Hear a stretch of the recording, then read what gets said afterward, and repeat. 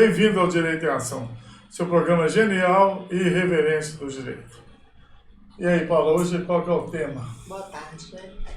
Pessoal, é o seguinte, há 2 dias foi deflagrada no Rio de Janeiro a intitulada Operação Contenção, que foi uma mega operação policial, onde atuaram cerca de 2.500 agentes da polícia, realizada nas favelas dos complexos da Penha e Complexo do Alemão, que ficam na zona norte da cidade, com o objetivo declarado de atacar a facção Comando Vermelho.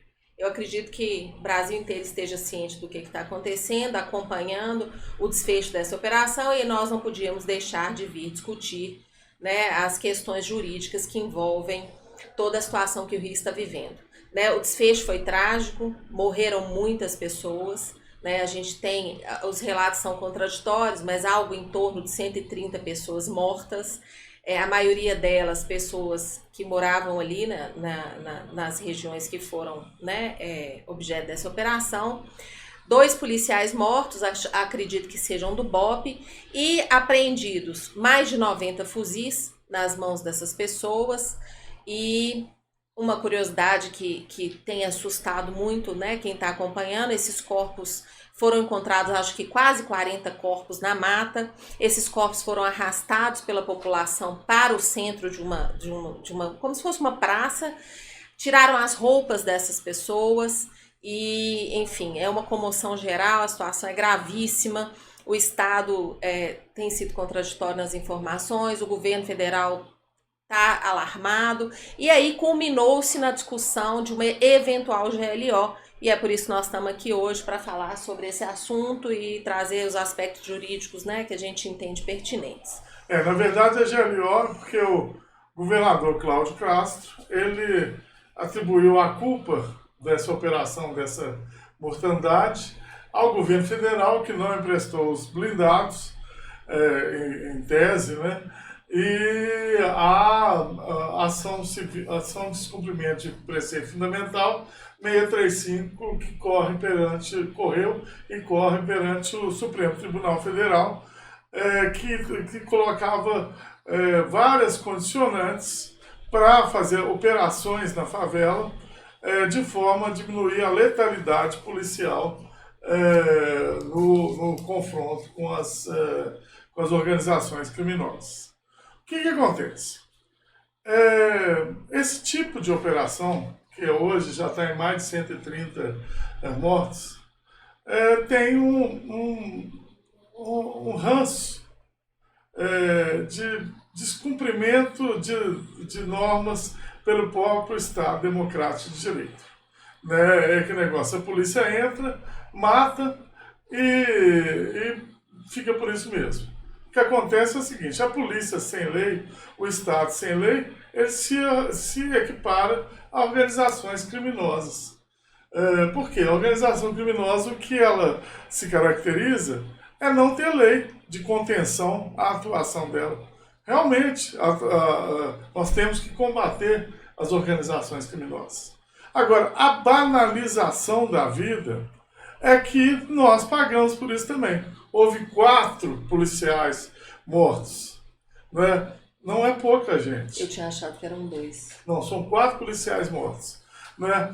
Então, foram 4 pais de famílias que foram alvejados, cumprindo o dever, não tem problema nenhum desse. E eu não estou chorando aqui pelos bandidos, pelos membros da organização, não. Mas por esses 4, eu falo, 130, mesmo que todos sejam bandidos, não valem as vidas desses 4 pais de família. Então, quando a gente briga pela não letalidade policial, pela forma que a gente entra, são feitas as incursões na favela, a gente não está brigando pelos direitos humanos dos membros das organizações criminosas. A gente está brigando pelos direitos humanos dos policiais, que perdem a vida também, com essa banalização da vida e com esse confronto mal estruturado da forma que foi. E com os civis, as pessoas que moram nos aglomerados, que moram lá, que sofrem as consequências daquilo que elas não fazem. Elas são reféns do crime organizado e são reféns da polícia também. Elas são reféns dos dois lados. Elas não podem denunciar os abusos da polícia, por um lado, porque as organizações criminosas não acabaram, vão continuar lá, e não podem denunciar a polícia porque podem sofrer coações da própria polícia. É uma questão muito contraditória que eu ainda não consegui achar a resposta ideal, é a questão da não participação da Polícia Federal nesses atos. Surgiu uma dúvida, né, genuína de por que não estaria a União, né, na posição da Polícia Federal participando disso. Segundo as informações que eu vi na imprensa, teria sido comunicado à Polícia Federal que haveria a operação e a Polícia Federal teria se entendido que ela não tinha que participar daquilo. Fato é que foi uma decisão resolvida lá dentro do escopo Esfera Rio de Janeiro, que não foi levada à presidência. Então, ao que tudo indica, a operação foi feita à revelia do governo federal. Não tenho certeza disso, mas pelas as informações que estão vindo, foi assim que aconteceu. Então, paira essa dúvida, se deveria realmente ter feito, mesmo que o governo federal não estivesse ciente, ou se realmente ele não tinha que dar opinião em relação a isso. Fato é que hoje busca-se esse apoio do governo federal no sentido de se instalar essas GLO para que então o Exército pudesse atuar no sentido de pacificar o Rio de Janeiro. Outra coisa que me preocupa e me incomoda muito é que a gente tem visto esses movimentos de direitos humanos, né, os movimentos de apoio àquelas pessoas que foram vitimadas, que eu lamento profundamente, ninguém quer matar ninguém, ninguém quer que ninguém morra, mas fato é que a gente tem que pensar que foi uma invasão de 2.500 policiais a uma área hostil. E a gente tem que pensar o seguinte, você, pessoa, indivíduo, que está lá na ponta, que vai invadir uma área hostil, que a gente sabe que o crime organizado hoje é altamente provido de arma de fogo, enfim, de tudo que eles podem conseguir. Às vezes, os armamentos deles são melhores, inclusive, que os armamentos que a polícia tem. O policial que vai invadir, aquele cara do BOPE, aquele cara diz que tinha 2 meses de polícia, né? Um dos rapazes que morreu. Essa pessoa, gente, ele tá com adrenalina no talo, nervos à flor da pele, ele tem um colete à prova de bala que protege o dorso, a cabeça, se tomar um tiro já era, o cara já entra nervoso. Então, assim, a gente não pode ficar julgando essa pessoa que deu um tiro ali dentro numa outra pessoa que estava na frente dela com um fuzil, não, porque ali é matar ou morrer. Infelizmente é zona de guerra.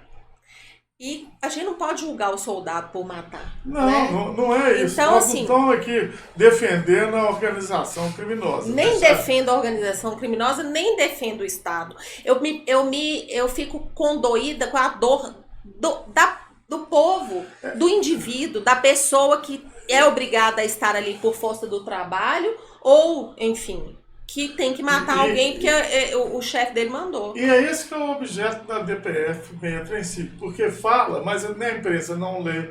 O governador fala de uma forma que, não pode entrar na favela. Pode, mas o que é o objetivo da DPF é aqui, para reconhecer os avanços importantes obtidos com a redução da letalidade policial, embora necessárias determinações complementares. Reconhecer ainda a natureza estrutural do litígio, a parcial omissão do Estado e a violação de direitos fundamentais, a violação de direitos humanos por parte das organizações criminosas que se apossam de territórios e cerceiam direitos de locomoção da população e das forças de segurança. Que há compromisso significativo por parte do Estado do Rio de Janeiro na cessação das violações mencionadas. Então, o que acontece? O Estado não pode basear a sua atuação na violação de direitos de terceiros. Está entendendo? É diferente uma orla de criminosos que participam de uma organização criminosa de um batalhão de polícia. Batalhão de polícia não pode, não é só batalhão, porque não é só a polícia militar. A polícia, o Estado, ele não pode se apresentar de maneira desordeira, sem qualquer tipo de limite, não respeitando os direitos de qualquer cidadão. Está entendendo? Tudo bem. Se ele é recebido a bala, ele vai reagir e está legítimo. Não estou falando para criminalizar os policiais, não. Mas a forma como é planejada essa situação é uma forma que você expõe, haja vista 4 membros da polícia que perderam a vida lá, expõe a ponta, e quem bola a operação é um político que fica no palácio e sem saber se vai dar certo ou não, e violando o direito dos outros. Por quê? Porque tem apoio de parte da sociedade que acha que é a matança que vai resolver essa situação. Não é a matança, gente. Tá? Matança é uma reação que existe no caso específico de legítima defesa ou estrito cumprimento do dever legal. Agora, você já fazer uma operação, você vai encurralar determinadas pessoas para você poder tirar a vida delas, isso não é legítimo, isso é operação de guerra. Isso daí é o direito penal do inimigo. Né? Eles não têm direito à vida porque cidadãos infratores são considerados inimigos e não têm direito à vida. Não é um princípio de guerra e não um princípio de sociedade civil. Isso está errado. E quando a gente fala isso, a gente não está julgando nem defendendo ninguém. Mas a gente tem que analisar o seguinte: se a população está armada, e segundo consta com fuzis, foram apreendidos quase 100 fuzis, a gente não está tratando de uma população indefesa, né? São pessoas armadas. Sim. Infelizmente, entre aspas, uma guerra civil.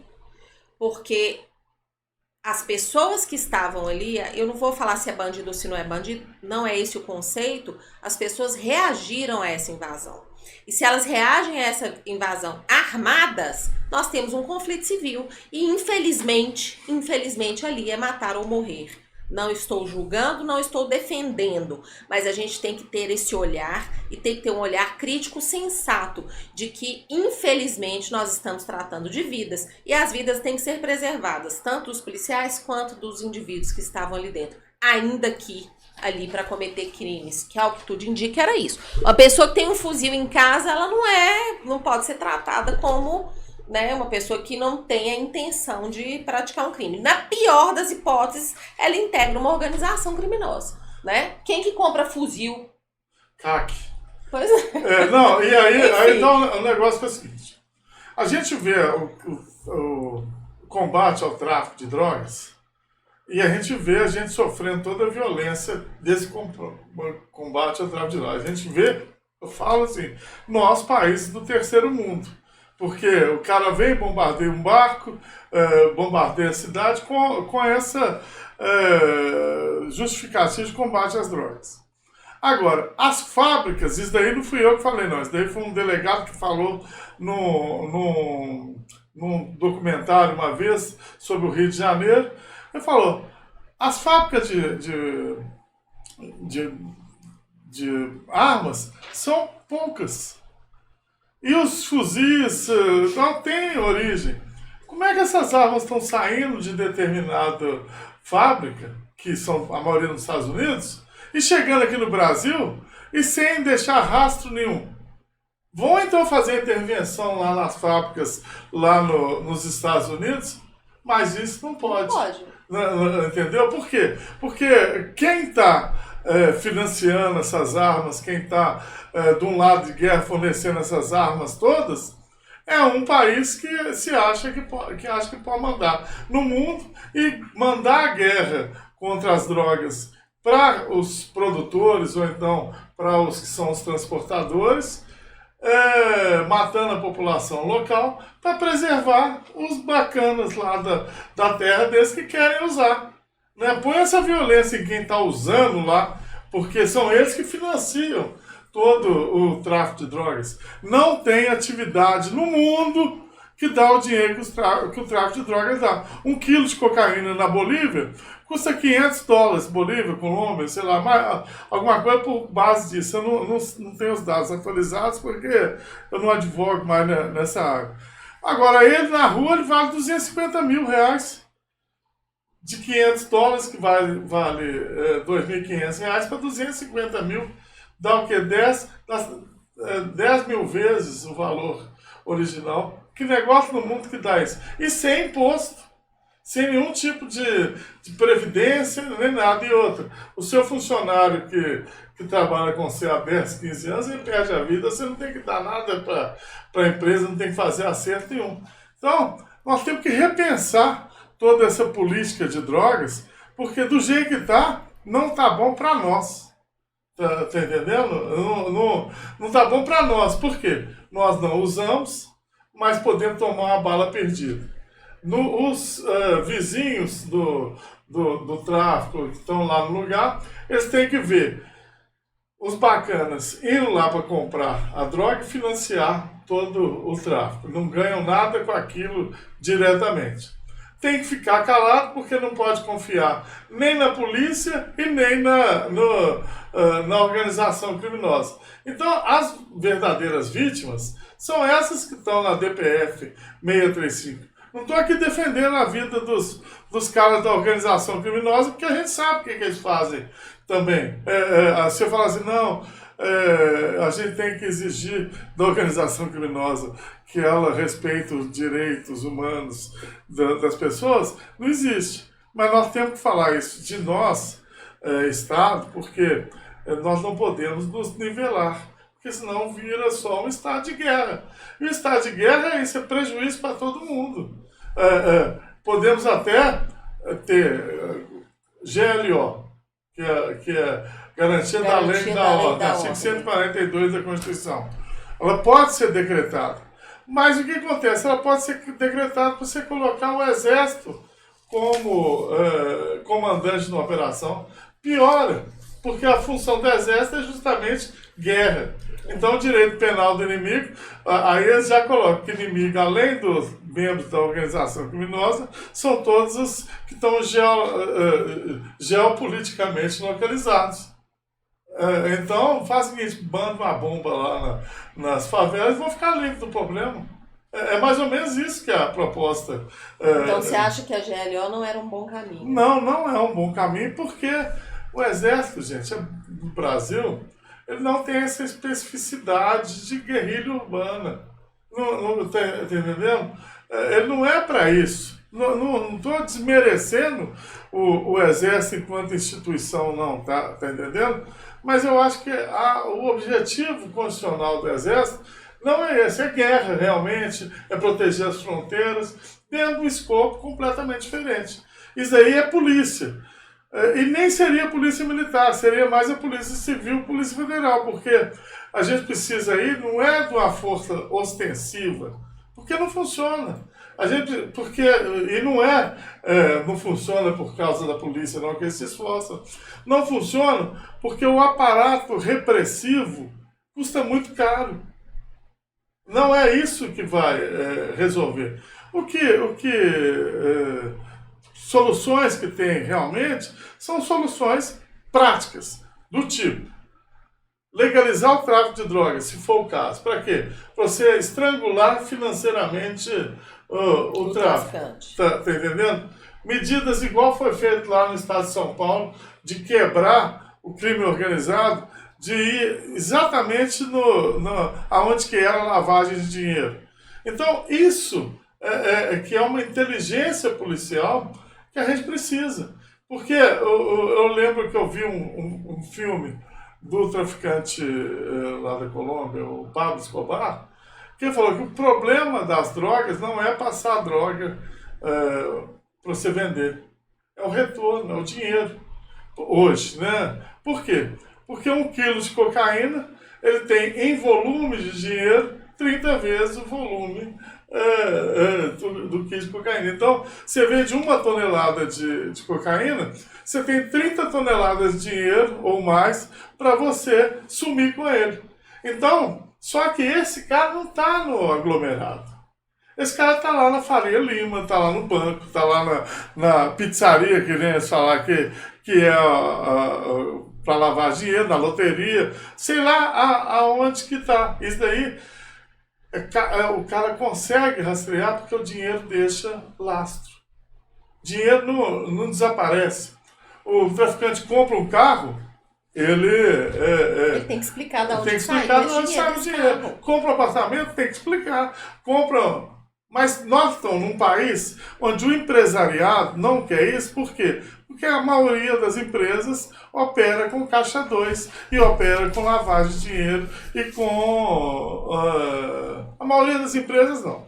Mas uma parte significativa das atividades legítimas operam com caixa 2 e operam com operações não contabilizadas. Que não é tráfico, é atividade legítima, atividade lícita, mas praticam ilícitos tributários. E se você combate a lavagem de dinheiro, você vai com o empresariado também. Empresariado honesto, até certo ponto, que pratica esse tipo de delito, mas é um delito aceitável pela sociedade. Moralmente, né? Ele é contra. E esse cara, ele consegue movimentar as instituições para ele não pagar imposto. Você viu aí a votação que houve no Congresso Nacional, onde isentaram de tributo grandes operadores que ganham mais de 1 milhão por ano de renda pessoal. E ontem nós tivemos aqui em Belo Horizonte a apreensão de um prédio inteiro, de acho que 19 andares, né? Só de mercadoria ilícita. Só mercadoria ilícita. 19 andares lá no centro, perto daqueles shoppings populares, um prédio inteiro que era estoque de mercadoria ilícita. E esses mesmos canais que eles usam para introduzir esse tipo de mercadoria no Brasil, eles introduzem armas, drogas e tudo. Então, essa ilicitude, eu não vejo uma separação nos pertencentes à organização criminosa de falar assim, esse tipo de atividade eu não vou mexer, esse tipo de atividade eu vou mexer. Não é uma questão de pudor, né? Isso aí acontece, às vezes em filme, a gente vê a máfia italiana não queria mexer com droga, lá do Corleone. Gente, mas isso daí é ficção e romance, né? Na prática é o seguinte, deu dinheiro, você vai ter quem corra atrás. Então, vão agir de forma inteligente, ao invés da gente, vão bater em quem está levando dinheiro.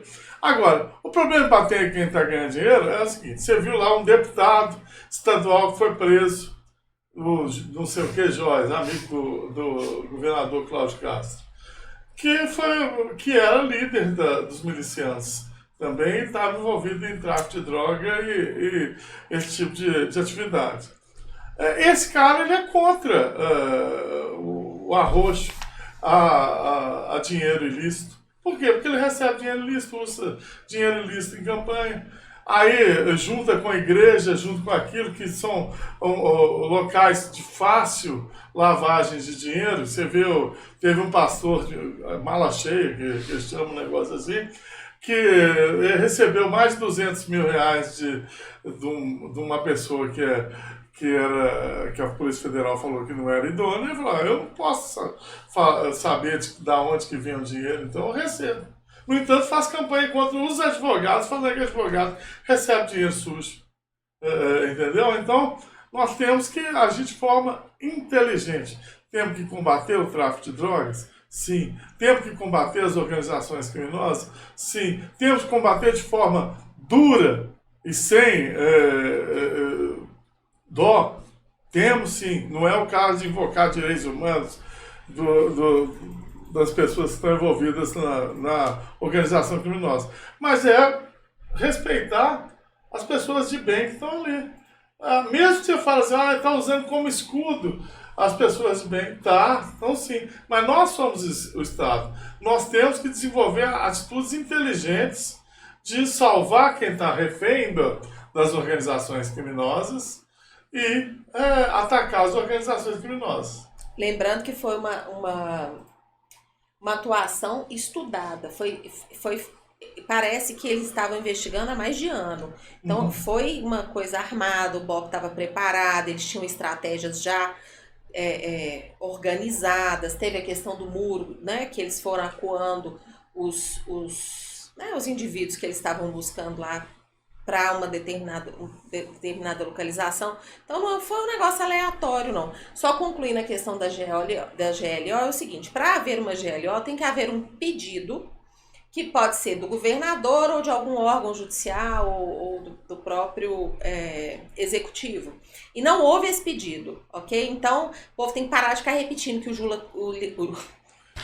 o Lula tem que decretar GLO porque sequer há um pedido de GLO, não, ok? E o decreto de GLO traz uma série de impactos na vida normal do país. Isso, era aí que eu ia chegar. Que também, às vezes, não são compatíveis. Às vezes é um tipo de distúrbio na ordem democrática que vai beneficiar até os próprios membros da organização criminosa. E a GLO, ela é decretada em casos extremos. Já aconteceu de decretar-se GLO no Brasil, mas não é um negócio aleatório que numa canetada se resolve. Ela envolve muitas situações e prejudica muitas pessoas. Então não é uma coisa que se faz deliberadamente, tem que ter critérios e a princípio o governo federal descartou completamente. Né? Eu fico repetindo isso porque a gente vê o tempo inteiro as pessoas falando do assunto sem informação, sem conhecimento de causa, então não é o caso ainda. Pode vir a acontecer? Pode, mas a gente vai ter que ver o desfecho nos próximos dias. Outra coisa que eu queria comentar, Flávio, que eu acho extremamente interessante, é a questão dos corpos que foram retirados da mata e levados para... Eu não sei dizer se foi uma praça ou se foi no meio da rua, mas pelas fotos a gente imagina que parece um largo, né? Rio de Janeiro tem muito disso, assim, aqueles largos na rua. E aí o que foi que aconteceu? Mais de 30 corpos que estavam na mata, pelo que a imprensa está dizendo, foram retirados pela população da mata, que colocou esses corpos enfileirados na rua e tirou as roupas dessas pessoas. E aí, qual que é a gravidade disso? Primeiro, quando você mexe num corpo que foi vítima de morte violenta, você atrapalha as investigações. Então, de cara, gente, não podia ter mexido. Ah, tem um corpo na mata, ok, chama as autoridades, informa, né? Porque a população não há afã de, né? Às vezes até gente conhecida mas e tudo. Mexer por quê? Porque a divulgação do governo é que tinha só 64 mortes. Pois é. Então aí começa a desconfiança do cidadão com o governo. Isso. Aí fala assim, tem 64 mortes, aí os caras trazem mais 70 corpos que estão parados lá em cima na matinha. Né? Mas o que está sendo criticado? Quando você mexe no corpo, você evita uma investigação minuciosa sobre aquilo. E aí podem ter havido execuções no meio do mato, e aí como é que vai saber? Porque se você tirou o corpo, ainda tirou a roupa da pessoa, bota ela deitada no chão, como que a polícia técnica vai investigar e vai falar que aquilo foi uma execução, não foi uma execução? Achar um corpo se atirou o cara de costas. Entendeu? Decapitado, com a cabeça sem numa tiro, estaca. E eles não tinham tiro no corpo. Então, assim, quando você mexe, gente, a gente não pode mexer em morte. Mas aí eu acho que isso daí é muito mais um ato de resgate da população que está lá. Estão falando em mentira, estão falando que foram só 64, com a melhor das mas são 130, né? Eu acredito, e não é vilipêndio a cadáver porque eles não tiveram a intenção de desrespeitar. Tá, e então outra coisa, explica por que tiraram as roupas deles. Pois é, eu não sei se tiraram as roupas, isso daí é a polícia que está falando. Pois é. Mas aí é o seguinte, as imagens de quem foi preso dentro do aglomerado, nenhum deles estava de roupa de roupa aí de camuflagem. eu acho que essa conversa de estavam todos com roupa camuflada tem que ser investigado. Mas também não estariam todos pelados no meio da mata. Não se sustenta com a realidade. Por quê? Porque os outros presos, todos que foram presos e mortos dentro do aglomerado lá. Da Rocinha e Não foi Rocinha, não. Foi Alemão e Penha. Né? Nenhum deles estava... Complexo da Penha e Complexo do Alemão. Isso. Nenhum dos dois estava com roupa desse jeito. A gente estava todo mundo de shorts e tal, que é a roupa que... Mas considerando então, que a invasão foi de manhãzinha. Então as pessoas estão provavelmente com roupa que eles dormiram ou roupa informal mas dentro de casa. os 80 que estão lá não tem nenhum. Não, nenhum. Nenhum dos presos estava com roupa camuflada. Entendeu? Aí de repente, todos os falecidos que morreram dentro da mata estavam de roupa camuflada. E aí o povo tirou a roupa e deitou eles sem a roupa. Cadê a roupa? Entendeu? Onde que enfiaram essa roupa? De 80 pessoas e tal. Não tem jeito de você esconder então, 80 roupas camufladas, não. Isso tem que ser investigado.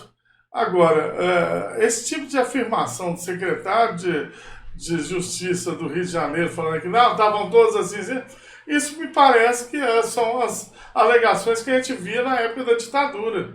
Que os caras falavam, que é o que a gente via no governo anterior também, o Pazuello lá fez uma manifestação política e ele não podia, aí colocaram no inquérito, não, ele não sabia que ia ter, e aí o pessoal aceita esse tipo de justificativo.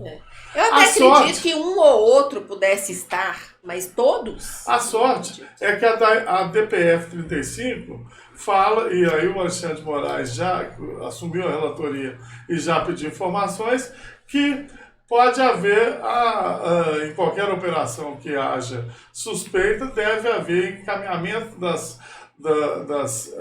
justificativas para o Supremo Tribunal Federal para que ele tome as medidas no eventual descumprimento da DPF 635.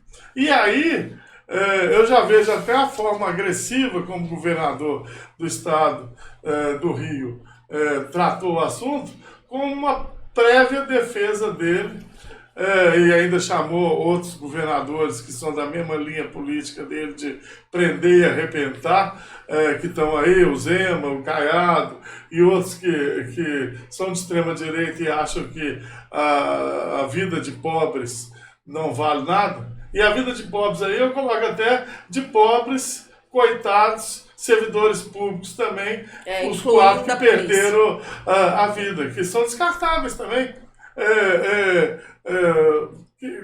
Oficial Gente, você pega um rapaz, eu fiquei muito chateada com isso. Você pega um rapaz que tem 2 meses de polícia e bota ele na linha de frente de uma operação dessa.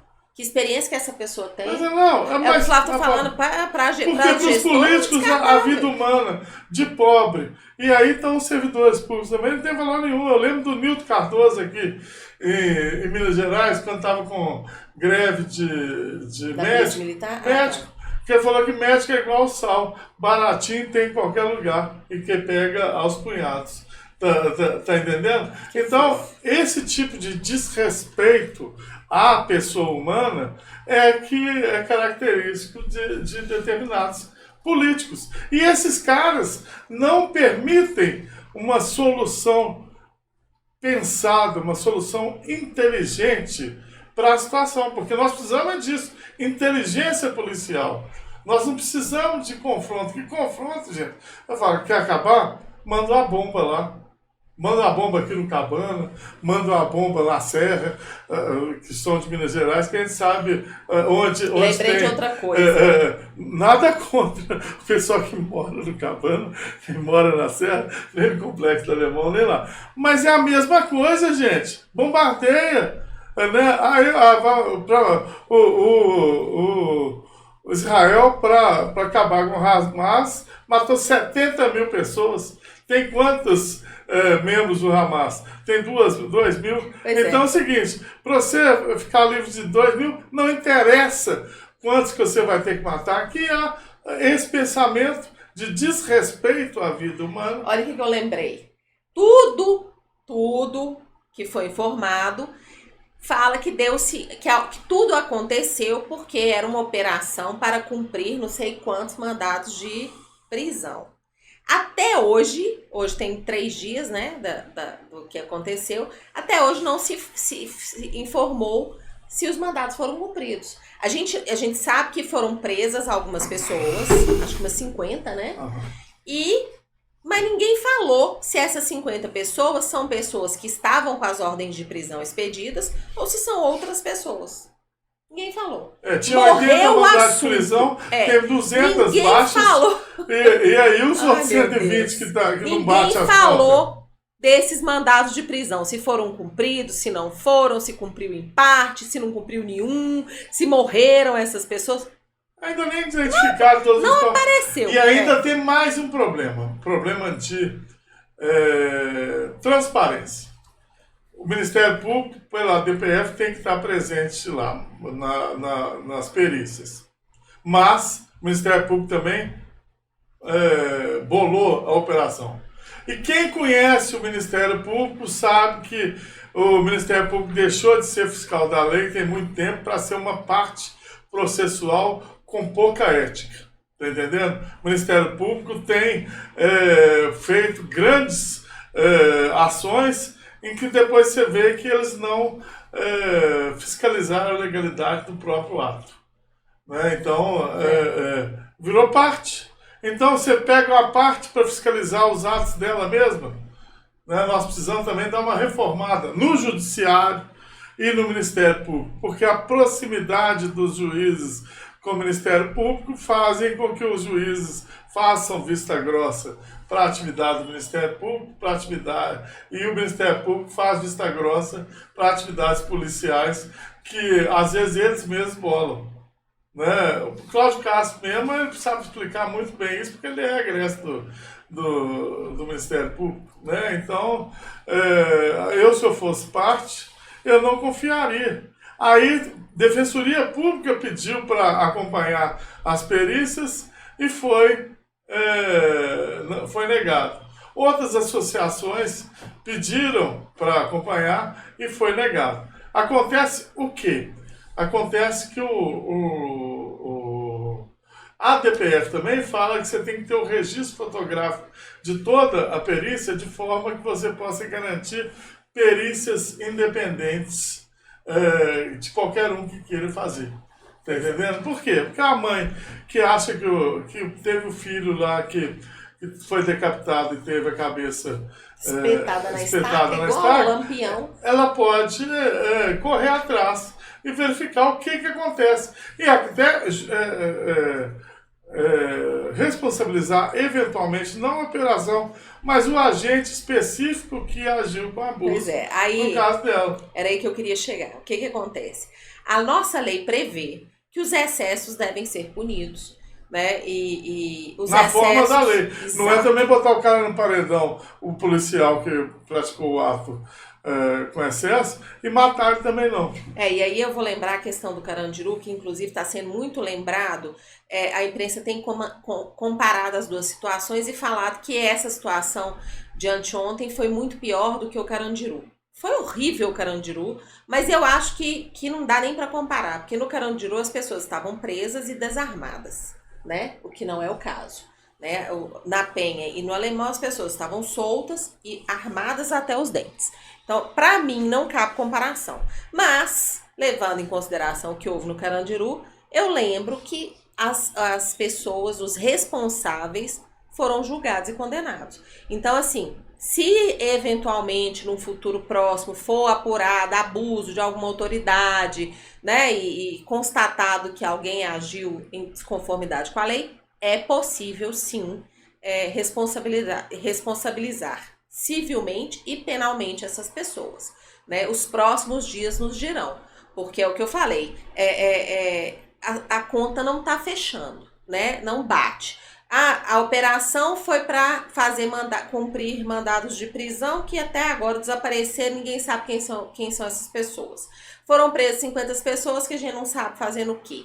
Morreram quase 130 pessoas, um bocado estava na mata, alguns estavam armados, outros a gente não sabe, há quem diga que tem inocente no meio, enfim. Para mim, paira uma nuvem nebulosa. Eu não consigo, a conta não tá fechando, para mim tá esquisito. Tá? Tem informação ainda que não veio à tona. Acredito que mais nos próximos dias nós teremos mais informações. Né? Mas fato é que as responsabilidades existem e, se apuradas, poderão ser objeto fato é de que, mais uma vez, responsabilização. um banho de sangue no Rio de Janeiro, numa ação preparada pela polícia para invadir, que sabia que ia ter confronto. Tá entendendo? Tanto sabia que mandou 2.500 2.500 pessoas. Gente, por isso que eu falo que a conta não bate. Você vai fazer busca, você vai fazer cumprir mandado de prisão de 50 pessoas, você leva 2.500 homens? É claro que a polícia sabia o que ia acontecer. É claro que eles estavam preparados e orientados para isso. Não, Né? É claro que o BOP já tinha a estratégia que ele ia usar, que é essa estratégia do muro, que tá todo mundo comentando aí que o BOP fez um muro. Tô criticando o BOP, não. Ele tava lá, era para isso mesmo, é a função deles, tá? É a função deles. Mas aí depois tirar... Ah, não, foi uma ação eventual que nós fizemos, eles entraram igual boi pro matador. Não foi, gente. Eles estudaram e fizeram de forma que a ação fosse efetiva. E a prova disso é o governador falar que a ação foi um sucesso. Sucesso, conseguimos matar 130 pessoas. Não foi mais sucesso porque alguns escaparam. Acho que faltou ele falar isso. Né? Porque a gente fez a operação para matar 250. E aí o chefe da quadrilha da organização criminosa mesmo não foi pego. Então, por isso que não foi um sucesso total. E outra, Polícia Federal falar que não ia participar porque achava que não tinha necessidade? Não, porque viu que era furada que ela ia entrar, ué. Ou não, não sei. Eu não sabia exatamente o que ia acontecer. Porque a gente vê, teve a operação lá em São Paulo que a Polícia Federal fez, foram 170 prisões, mais ou menos, e ainda pegou gente da Faria Lima, banco, Finantec, sei lá o quê, e quebrou o tráfico. E de lá vem outros. Agora, no Rio, faz de forma que você continua com a mesma estrutura, só tira. Por quê? No espaço vazio, da forma que está o Rio, ele vai ser ocupado por outra organização. Qual organização? Miliciano? Miliciano nós sabemos que tem partidos políticos aí que tem milicianos que estão lá. Então, aí a gente já começa a achar o seguinte, será que foi uma organização de milicianos que aproveitou a estrutura do Estado para ganhar o espaço? Né? Vamos ver quem que vai ocupar lá, porque aí nós vamos saber, porque se forem os milicianos que ocuparam, que são os que estão lá em Búzios, Arraial do Cabo... hoje de manhã eu vi que fecharam Cabo Frio ontem. Né? Se são os mesmos milicianos que estão lá, a gente já sabe quem que são, porque o deputado estadual que é amigo do Cláudio Castro foi preso tem uns 10 dias. Então, às vezes, já tem mais de 2 anos, às vezes estava fazendo esse tipo de operação já para ajudar determinados políticos amigos a tomar o poder. De um jeito ou de outro, tá entendendo? Então, até isso a gente precisa da fiscalização do Ministério Público Federal, do Supremo Tribunal Federal, porque quem conhece o Rio sabe como que o Rio funciona. Tá entendendo? Rio de Janeiro, se o Brasil não é para amadores, o Rio de Janeiro se destaca. Tá entendendo? Que o Rio de Janeiro é um lugar muito bom, tem muita gente boa morando lá, mas tem um povinho ali que lindo, eu vou te falar. Maravilhoso, cidade incrível. Que você vê, os caras que mataram a Marielle, Tribunal de Contas e o outro deputado federal envolvido. É esse tipo de gente que está na nossa política, que está nos nossos tribunais, e aí esse cara pede para ser feita uma operação para matar 200 pessoas na favela, dentre elas muitos bandidos, e isso daí é acatado pelo governador do estado, e ele vai e providencia 2.500 homens para fazer a operação. Para agora, fazer o quê? Qual o loteamento que vai ser proposto lá na Penha e no Complexo da Leblon? Né? É isso. Gente, é lamentável. Eu fico estarrecida, porque é aquela coisa, a gente se solidariza com o ser humano, né? Seja lá de que lado for, é um ser humano, enfim, as pessoas estão sofrendo. Não podemos esquecer disso. Mas é isso, assim, o que a gente tem de informação até agora são essas. Prometo que estaremos atentos e quaisquer outras novidades ou esclarecimentos a gente traz aqui, na eventualidade da gente ter dado alguma informação truncada também. Vocês estão aí podem comentar, liberados para comentar e discutir, porque realmente está difícil. Porque cada coisa que a gente vai ver, cada situação que a gente vai analisar, a informação ela não é coerente nos órgãos de divulgação de imprensa, não. Tá bom? Curte, compartilha, bota aí o joinha, liga o sininho e ajuda a gente a divulgar o canal. Tá bom? Muito obrigada. Muito obrigado.